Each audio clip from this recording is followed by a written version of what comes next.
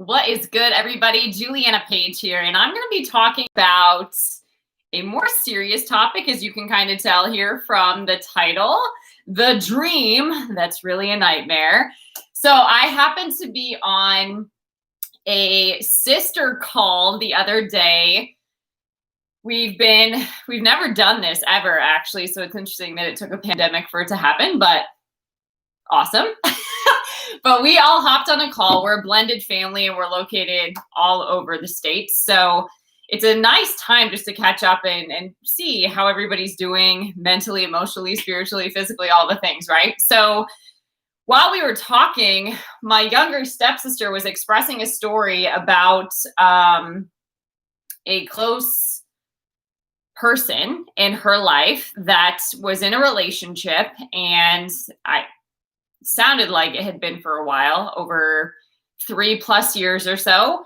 And she was realizing or coming across a term that's more popular today of narcissistic personality disorder, right? And I was mostly quiet during this time, just active listening. And she was really searching for ways that she could be a support, or she could help, or she could provide something that would bring relief, bring comfort, bring resource, bring knowledge, bring tools to this person. So she had asked me, had I ever experienced something like this before? Unfortunately, yes. If you've read my first book, I do explain some of the detail of that in there. And I also provide a lot of great resources that helped me in that time. But it's actually what led me to my salvation experience, to be quite real. So it's something that could have destroyed me, but God. And so I know the ins and outs of it very intimately, unfortunately. And it happens all the time. And a lot of times we're just unconscious to it. So she was wanting a resource. And I've had a lot of folks coming to me lately expressing that they're getting divorced or they're breaking up, and it's because of being in a relationship. Specifically, they're using the term narcissist. Now, that is a term that is just thrown out there for somebody that's dysfunctional, or even somebody that you just want to smash. So I don't say that word lightly, but it is a very real thing, and if you've experienced it, for sure. So the dream that's really a nightmare, I want to talk a little bit about how this narcissist can invade, particularly in this video, a woman's life, and what this looks like. Now, by no means is it just men that are narcissists and then the woman is a victim. It's nothing like that at all. I mean, women can do just as much evil and as much damage. So this, though, however, is going to be specifically around talking to women who have been conditioned to need a man as part of their identity. So I really want to talk about this. So the dream that's really a nightmare. Let's dive into this. So essentially what is happening when a woman is connected in this kind of relationship, and I'll back it with scripture too, don't you worry. Women are broken down and drained of their self-confidence. So a lot of times it's not necessarily weak women. It's a lot of times like PhD women, really smart women, women that are achieving, high achievers, women that are juggling a lot in their lives, women that are independent, self-sufficient, getting along just fine on their own. However, they are broken down and drained of their self-confidence, and their consciousness is intentionally broken by men. So much so that she doesn't even recognize the trap that she's actually in. And a lot of times this is because of the lack of a father's influence or a healthy male figure in a woman's life, or healthy relationships with men in her life. A lot of times it's from that. That's where it can manifest from. However, it can also be from a lot of dysfunction, usually in childhood as well. So let me figure out a way to say this. So I'm going to talk about, I'm going to call it Game 101 because this is intentional. And that's the thing that a lot of good-hearted women don't want to recognize, that when a narcissist is coming after you or running game, or really when just like a manipulative man, a toxic man is coming into your life, it is intentional, and he is looking for ways to run game on you and testing you for how much he can get away with. So that is something to recognize, because a lot of times women view situations from their own heart or from their own understanding, not knowing that not everyone has your same heart and not everyone processes like you do, which is why they can run game all over the place. So it's really important to be able to test the spirits. I want to give you that verse actually so you can try it on for yourself, and give you backstory on what that means. Okay, so it's actually 1 John 4. Beloved, do not believe every spirit, but test the spirits to see whether they are from God, for many false prophets have gone out into the world. By this you know the Spirit of God. Okay, so basically what that is saying is not everything is as it appears. So you've got to be able to know the motive, the agenda, the intention, the spirit behind the thing. And apart from God, I don't believe that we can do that. Okay, so game 101. When a woman's heart is in it for real, the man is simply gaming. So this is often what happens. A woman will come into a relationship, her heart's in it for real, and the man knows that. And so he just is simply gaming and running game on her. Okay, so here are 3 phases of breakdown so you can recognize how toxic this is, how invasive this is, how really disgusting this actually is, okay? So here are 3 phases of breakdown, really to the point where a woman is willing to accept any kind of abuse from the abuser, okay? So number one is calculated conversation. Calculated conversation. So in the very beginning of a relationship, this can appear normal, which is why it's kind of interesting in hindsight. But just like in the beginning of a relationship, you would get to know one another and have conversations and ask questions and draw that kind of information out. The man, the toxic man in this case, is attentive listening. He is giving a certain level of presence. He is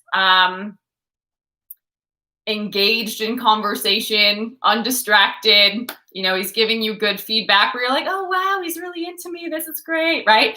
And so it's to the point where your wall is coming down and you're starting to share your goals, your dreams, your ambitions, your vision of where your ideals are. And so he's taking these all in. And then what happens? It's followed by acting.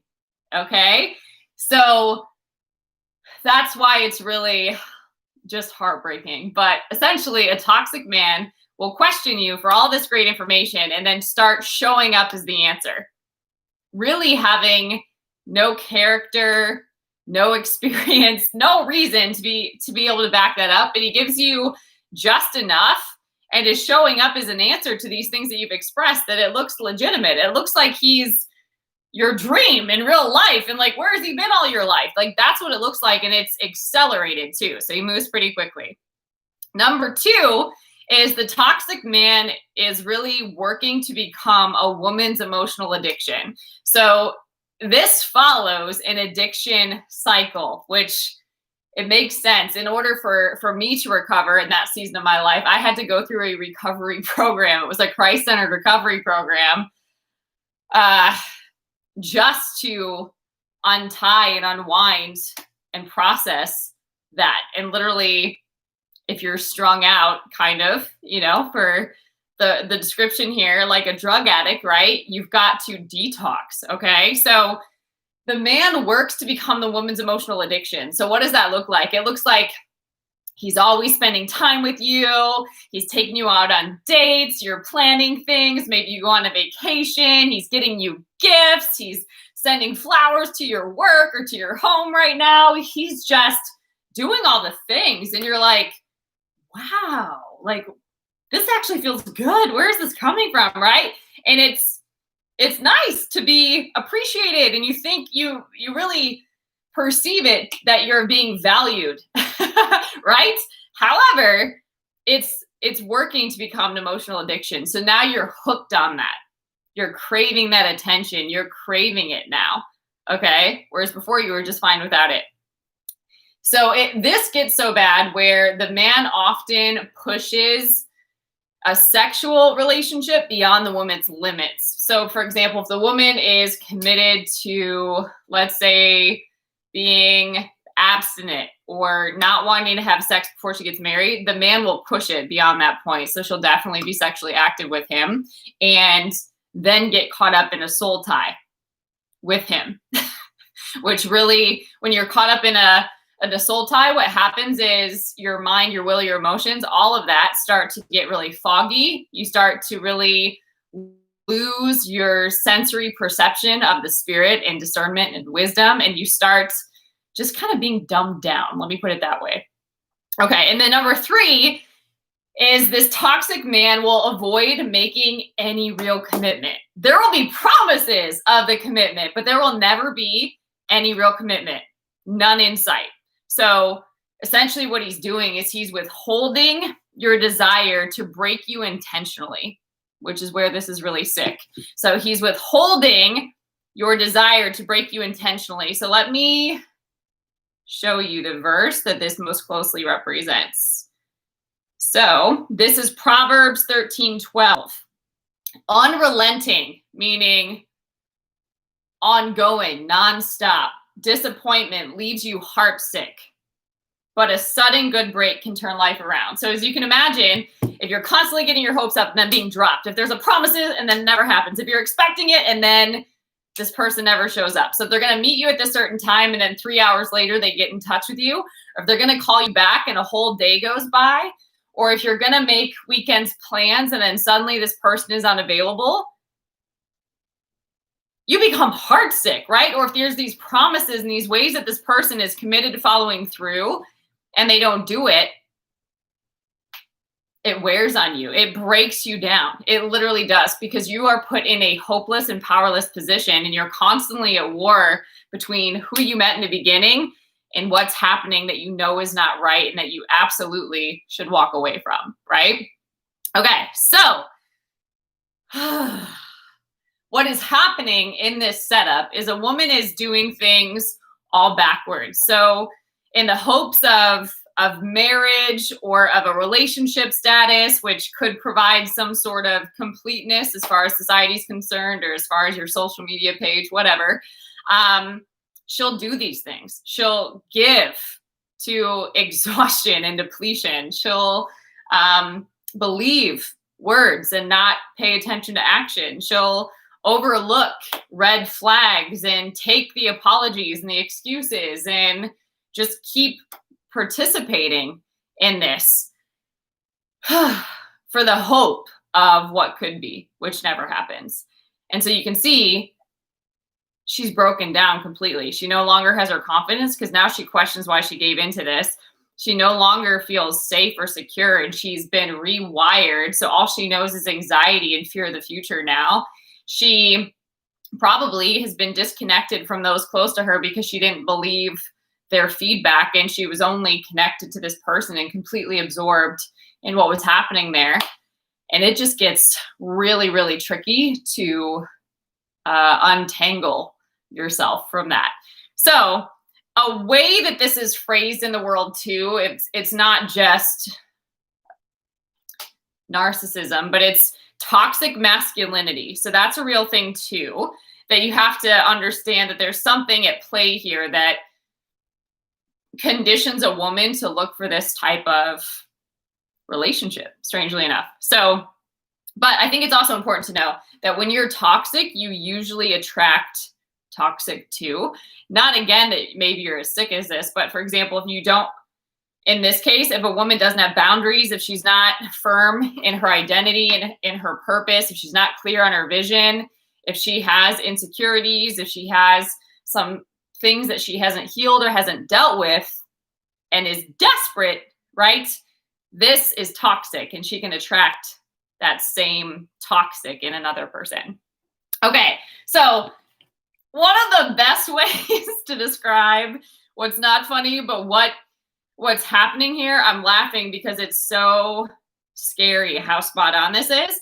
There is a verse, and it is 2 Timothy 3. So 2 Timothy 3. And I'm reading from the Message version because sometimes the Message version just no sugarcoating, just lays it out there. So here it is.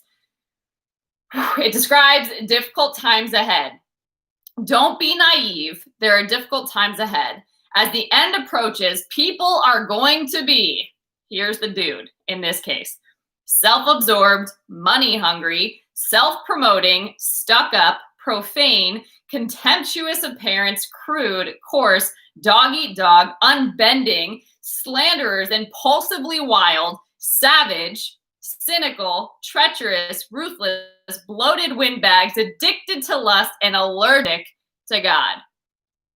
That's one major sign when you go to test the spirits. A lot of times these people don't like the lights. They don't like God because their ways are dark and they don't want to be exposed. Now, they probably know enough scripture to get by and to appear and act like a godly man, but they don't possess any of it. Okay, they'll make a show of religion. Here it is. They'll make a show of religion, but behind the scenes, they're animals. Right? So as far as the world is concerned, on the outside, it looks awesome. But when you actually start to see what's going on behind the scenes, total animals. Stay clear of these people. These are the kind of people who smooth talk themselves into the homes of unstable and needy women and take advantage of them. Women who, depressed by their sinfulness, take up with every new religious fad that calls itself truth. Woo! That's deep. They get exploited every time and never really learn. Oh my God, don't let that be you. These men are like those old Egyptian frauds who challenged Moses. They were rejects from the faith, twisted in their thinking, defying truth itself, but nothing will come of these latest imposters. Everyone will see through them just as people saw through that Egyptian hoax. So you can see there's nothing good about that. But if you are spiritually not in tune with God, if you're unsure of your identity, if you are unsure whose you are, if you don't know your purpose and what you're called to, and if you are living in your own common sense and leaning on your own understanding, you could really miss out on a lot of the signs that usually God provides and gives us wisdom, right? And discernment. But if you are tuning out all of that, you're going to miss it, right? And so then you can be manipulated by somebody just who's stronger in how they show up. All right. So what is happening here? Women are being intentionally repositioned psychologically in their mind and emotionally. So that's why this is so vicious, because a lot of it happens undercover. You know, you're not seeing bruises, you're not seeing physical abuse here, but there is definitely a ton of control, manipulation, psychological abuse, emotional abuse happening. And a lot of times people aren't talking about that. So we're not aware of what we're up against, and then we don't have the tools to then deal with it. So that's where this is really tricky. Okay. And so another way to view this too, it's an example of a woman in this position is like Sleeping Beauty. Okay. So it's a woman who's asleep to her identity, and a woman who's asleep can't rule and reign. And you've been put on this earth to rule and reign in life, right? You're here as a kingdom representative, but how can you do that if you're asleep? Meaning your consciousness is not at the level for you to be walking out your identity and your authority and your purpose. Okay. And that's often a target for somebody who can run game, because if that stuff isn't solid, somebody can pull you out of those weaker things and pull you into their game, really. Okay. So how it happens, sadly, is it's manifested unwillingly, but then the woman begins to consciously participate in her own dishonor and humiliation. So for example, she recognizes that she's being completely disrespected, yet still lets this man into her house.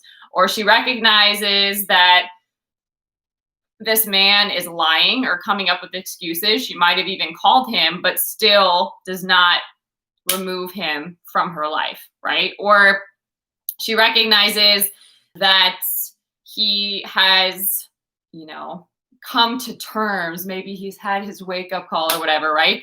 And she just dives right back into a relationship and picks right up where they left off.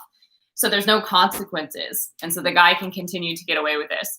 So it's like a drug addict, literally, where you're just constantly craving this thing that is horrible for you, but you're still like, just give it to me. I just need it. So you know that it's destroying you. You know that it's toxic to your soul and literally leading to your destruction, but you still got to have it.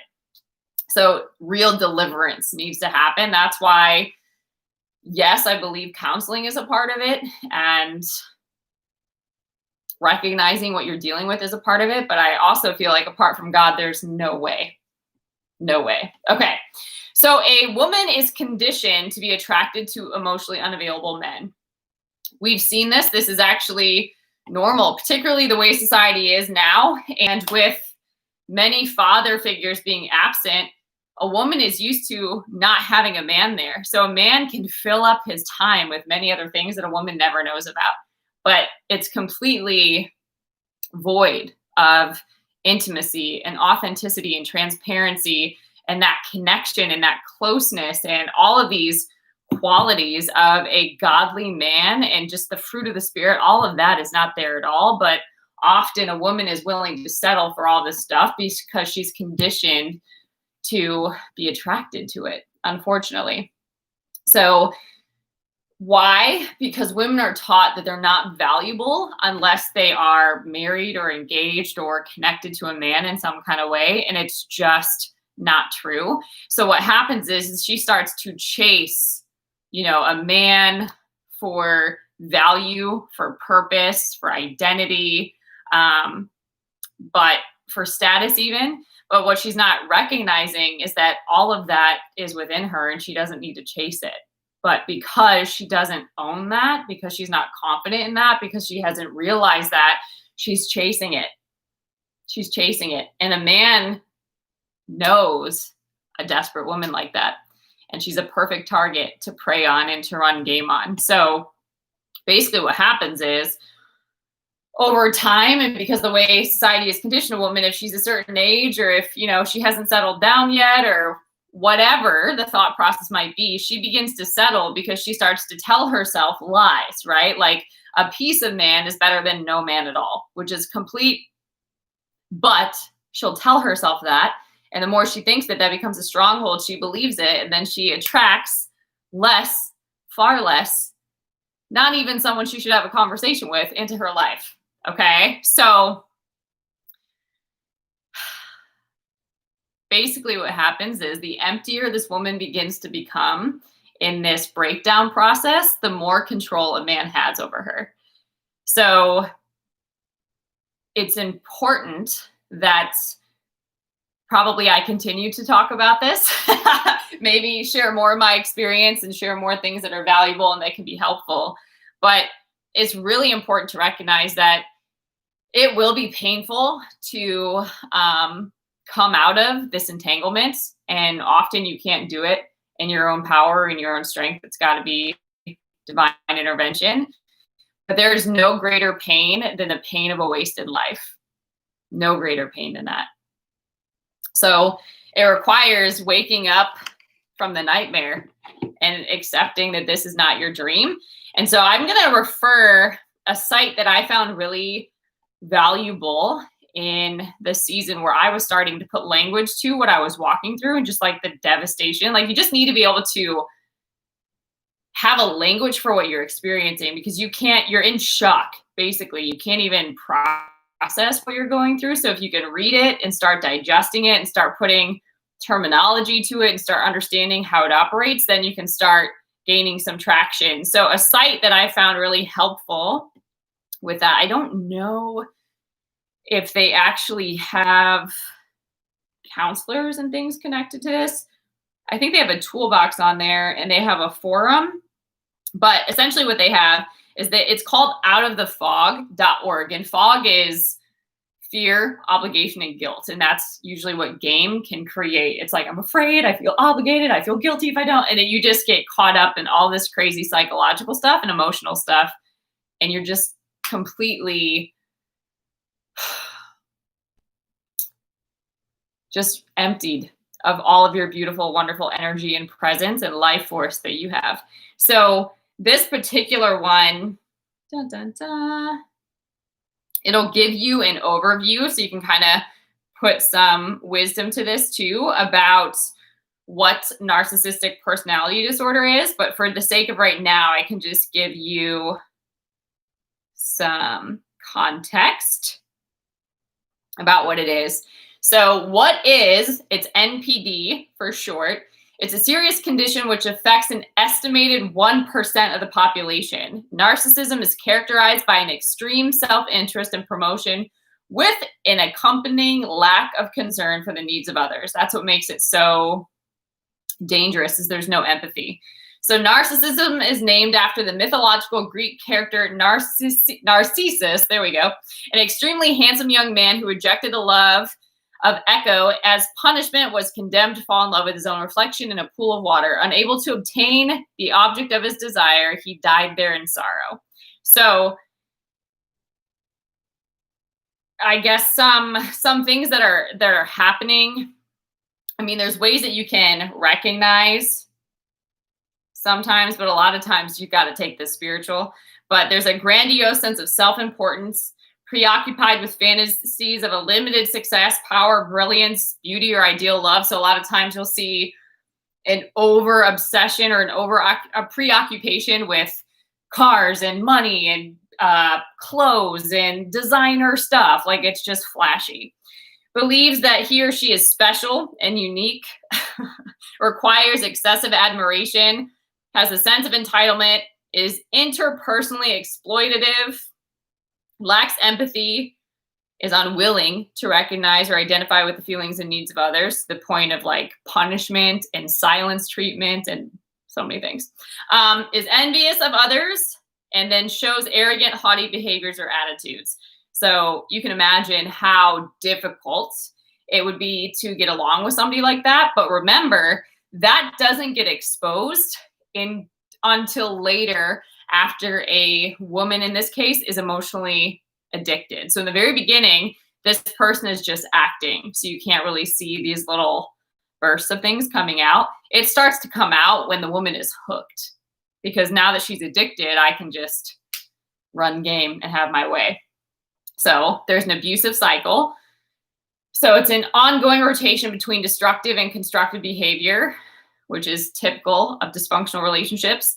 Alienation, so it's cutting off an individual's relationships with other people, so they're dependent on you. Always and never statements, so very definitive. Anger, baiting, so it's trying to solicit a response. Belittling, condescending, patronizing, blaming, bullying, cheating, chronic broken promises, denial, dissociation, which is just having no concept of reality, domestic theft, emotional abuse. So it's really any destructive behavior that's causing fear, obligation, or guilt, literally creating this like fog in your mind. Emotional blackmail, so it's like threats and punishment to attempt to control you. So a lot of times ultimatums. False accusations, favoritism and scapegoating, frivolous litigation, gaslighting, grooming, harassment, hoovers and hoovering, imposed isolation, impulsiveness, intimidation, invalidation, lack of conscience, low self-esteem, manipulation, masking, narcissism itself, neglect, huge, normalizing, not my fault syndrome, no-win scenarios, objectification, parental alienation, pathological lying, so you can't believe a word that comes out of their mouth, proxy recruitment, ranking and comparing, raging, violence and impulsive aggression, relationship hypervigilance, sabotage, scapegoating, selective memory and selective amnesia, Just really to manipulate a desired outcome. Self-aggrandizement, sense of entitlement, sexual objectification, shaming, stalking, targeted humor, mocking and sarcasm, testing, thought policing, threats, triangulation. So you can see that is overwhelming to even hear, let alone if you are experiencing what that will do to your psychology, what that will do to you emotionally. You're just like in an ocean, a violent storm all the time. It never settles. There's no peace. And if you have peace, you're already anticipating something that's not good. So it is really destructive and not something to be taken lightly. So my encouragement would be, if you are in a relationship like this, to get out by whatever means necessary. Now, I know there's different scenarios that make that more complicated. Like if you are married, if you have children, you share businesses and things like that, but to start taking the steps to make that possible. And then to also not shame or belittle a friend for sharing about something like this, and to really